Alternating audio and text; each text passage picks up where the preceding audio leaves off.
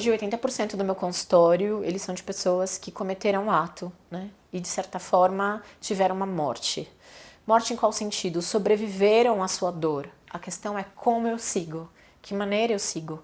Muitas vezes um corpo sequelado, de uma forma reversível, não, embebido de sentimentos de culpa, de vergonha, de medo do julgamento, né? De, às vezes, dificuldade de como recomeçar. A família, muitas vezes, né? Sentimento de raiva, de vergonha também, do louco da família. Né? Então, o louco que se matou, o louco que se jogou, o que faz uma pessoa, de certa forma, se lançar de uma altura de 4, 5 metros, né? O que faz uma pessoa, de certa maneira, se cortar é uma pessoa que está em sofrimento. Então eu costumo dizer para os meus pacientes que quando a gente tem uma morte, a gente tem que ter processos, né, de enfrentamento. Então é importante que essa pessoa que cometeu o ato, e eu tenho essa experiência no hospital, né, quando eu estou no hospital, são essas pessoas, e são essas pessoas que me motivam a buscar possibilidades, porque ali tem que ter um renascimento, tem que ter novas possibilidades. E acredita, ele quer, de certa forma, continuar a viver. Então, é uma crença errônea achar que aquela pessoa que cometeu o suicídio ou que tentou o suicídio, ela vai tentar várias vezes. Não é verdade. Ela busca, de certa forma, ter uma esperança de continuar. A questão é como eu continuo diante da minha vergonha, diante da minha impotência. Algo que eu acho que é bem importante a gente falar é a ideia do pecado, né? Então, a pessoa que comete o ato contra a própria vida é um pecador. Quando, na verdade, a gente está falando de uma pessoa em sofrimento, muitas vezes adoecida em um processo de adoecer. Eu acho bem importante a gente falar que a pessoa, ela não é adoecida, ela não é o suicida, ela é uma pessoa que cometeu o ato suicida, porque senão a gente estigmatiza também, né? Então é o louco que tentou o suicídio. Não, é uma pessoa que tem história, que tem experiências, que está vivenciando um processo de adoecer ou que pode estar vivenciando um processo de adoecer, muito mais uma falta de significado no mundo, né? Um sofrimento existencial que acaba cometendo uma tentativa, né? Então não é o louco que comete. Na verdade, louco é aquele que julga, aquele que acredita, né? Estigmatiza o outro. Quando você se compadece, quando você tem empatia, você percebe que aquela pessoa não é a louca, aquela pessoa está em sofrimento. E de certa forma, naquele momento que ela cometeu o ato, foi um momento de extremo sofrimento. Eu costumo dizer para os meus pacientes que é como se ele tivesse um corpo pegando fogo. Ele vai tentar fazer de tudo para apagar. E muitas vezes, na dor e no desespero, a pessoa acaba cometendo o ato. Então, a leitura que eu faço é que o suicida, ele não é uma pessoa covarde, ela é uma pessoa em desespero. Desespero para quê? Para a vida. Só que ela não consegue. Então, de certa forma, é isso que eu tento trabalhar com os meus pacientes. A possibilidade do acontecer. A possibilidade de certa forma, ter uma leitura do que aconteceu, porque eu acho que é importante isso também, né? De certa forma, é um aprender a lidar com as suas dores, é aprender a lidar com essa sua dificuldade, que ela não deixa de existir após o ato. Ao contrário, ela se multiplica e muitas vezes não só aos olhos das pessoas que estão em volta no sentido micro, mas no sentido macro. Então, alguns pacientes, eles se sequelam no corpo. Como é que fica isso? De certa forma, quando eu sequelo o corpo, eu me torno visível para o outro. Como é que eu lido com essa questão? Como que eu lido com a questão do suicídio? Como que eu volto à sociedade se eu tenho o estigma de que eu sou pecador? É muito comum eles falarem, Fernanda, como que eu posso lidar? As pessoas me dizem que eu não tenho amor a Deus. Não é que eu não tenho amor a Deus, eu não consigo me relacionar, né? A ideia do religare é como se ela tivesse cortada em certo momento. É uma comunicação que não acontece, não porque ele não quer, porque na verdade ele não consegue, né? E a todo tempo as pessoas tentam dizer. É muito comum quando você vê na internet e tenta buscar, né, perfis de pessoas que cometeram suicídio, as pessoas julgando. Se ele tivesse amor a Deus, ele não tivesse cometido suicídio. É a mesma coisa que dizer, um médico oncologista jamais terá câncer, não é verdade? Ninguém, de certa forma, está Todos estamos vulneráveis à possibilidade de um processo de adoecer emocional, seja uma depressão, seja uma bipolaridade.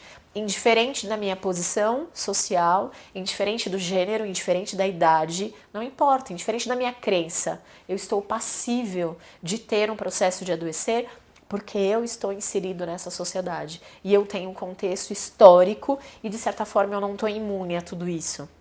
Então, não é o louco que se joga da ponte. Teve uma reportagem que eu achei bem interessante.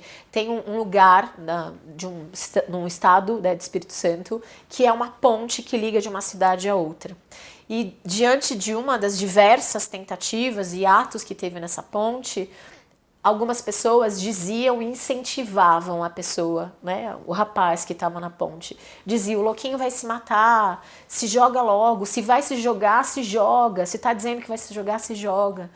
E aí teve uma reportagem muito interessante, dizendo que a empatia se jogou da ponte, né?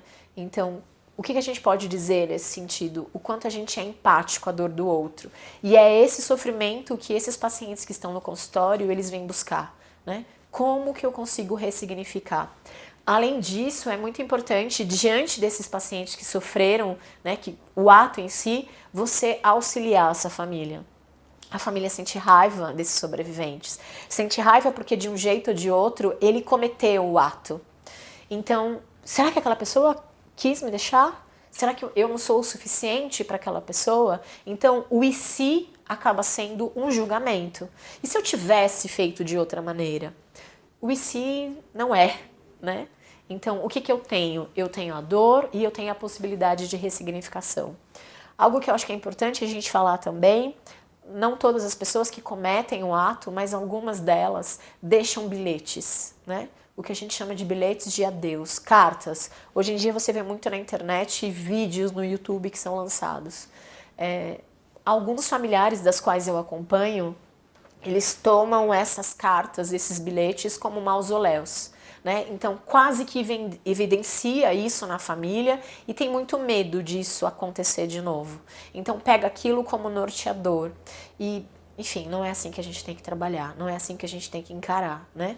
Então, de novo, se esse paciente, se essa pessoa, ela está adoecida dentro desse contexto, não adianta eu cuidar só desse paciente. Eu preciso também cuidar dessa família e eu preciso também orientar a escola.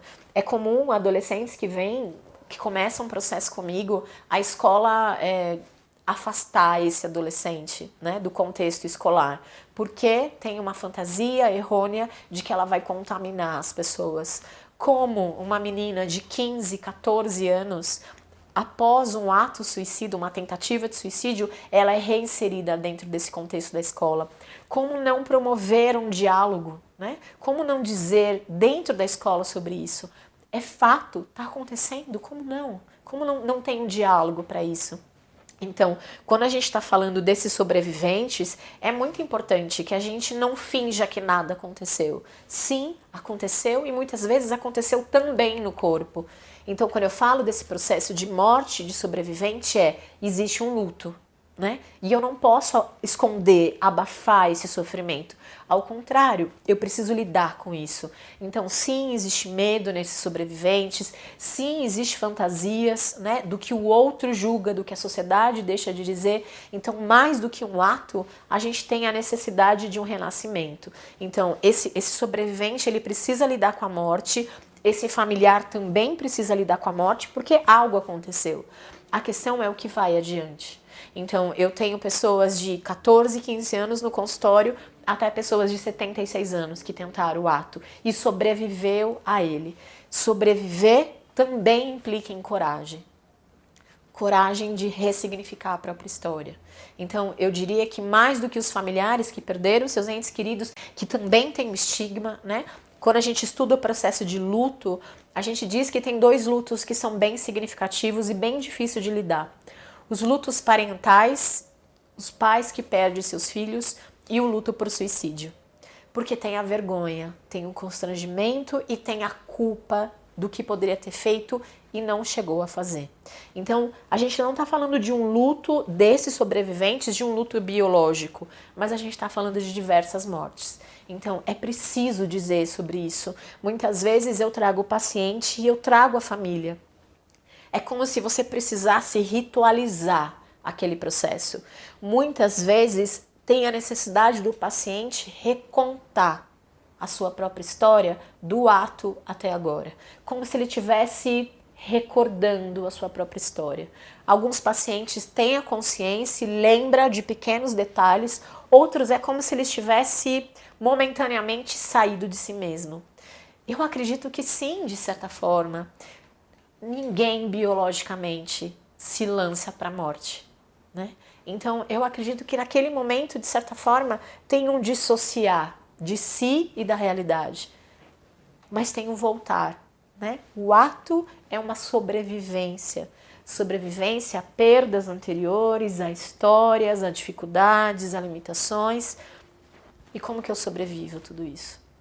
Então eu digo que é um renascimento, é um reaprender a viver com toda a dor.